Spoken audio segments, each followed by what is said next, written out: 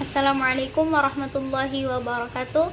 Perkenalkan, nama saya Mutmainnah, mahasiswi STAI Al-Azhar Goa, Prodi Hukum Keluarga Islam, semester 1.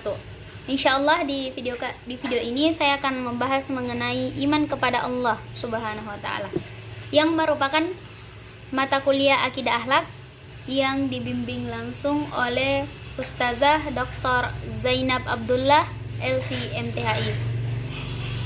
Seseorang dikatakan beriman ketika orang itu telah memenuhi 3 unsur keimanan, yaitu membenarkan dengan hati, mengakui keberadaannya secara lisan, dan diamalkan dengan perbuatan.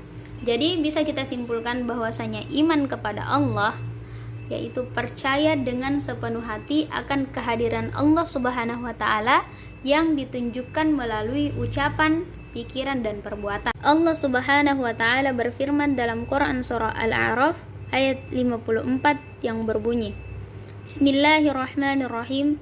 Inna rabbakumullahu alladzi khalaqas samawati wal arda fi 6 ayyamin tsumma istawa 'alal arsy yughshil lailan nahar yatlubuhu hasisan wasyamsa wal qamara wan nujuma musakhkharatin bi amri ala lahul khalqu wal amr tabarakallahu rabbul alamin, yang artinya sungguh Tuhanmu adalah Allah yang menciptakan langit dan bumi dalam 6 masa, lalu dia bersemayam di atas arasy-Nya, dia menutupkan malam kepada siang yang mengikutinya dengan cepat, dia ciptakan matahari, bulan, dan bintang-bintang tunduk kepada perintahnya.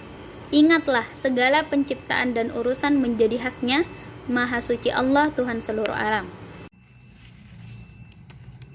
Yang ketiga, beriman bahwa Allah adalah Al-Ilah, yaitu satu-satunya zat yang berhak disembah dan diibadahi dengan benar, tidak selainnya. Kita tidak boleh menyelewengkan sedikit pun ibadah kepada selain Allah Subhanahu wa taala. Kita tidak boleh menyembah selain hanya kepada Allah Subhanahu wa taala. Keimanan inilah yang dikenal dengan sebutan tauhid uluhiyah.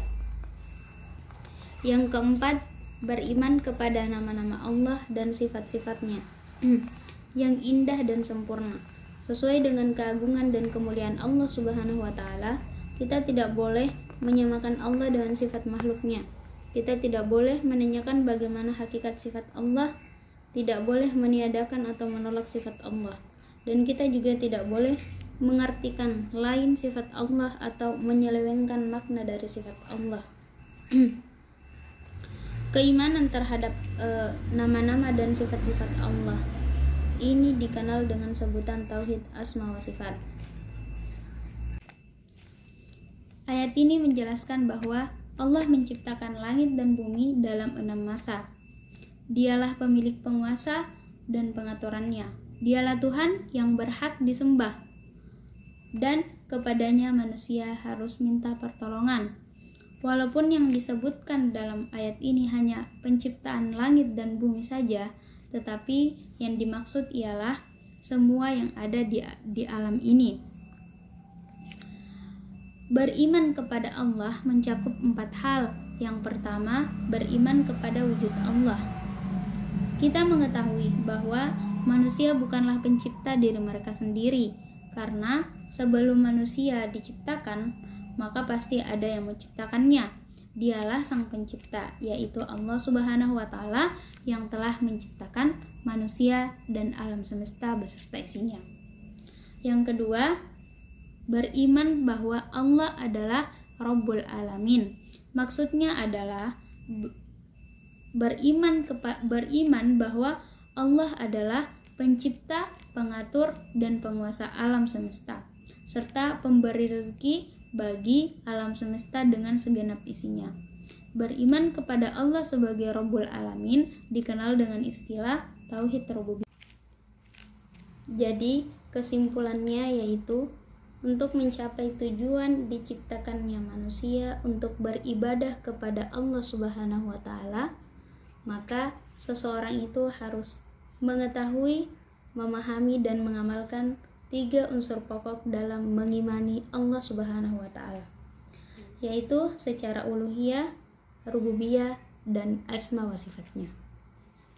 Sekian apa yang dapat saya sampaikan.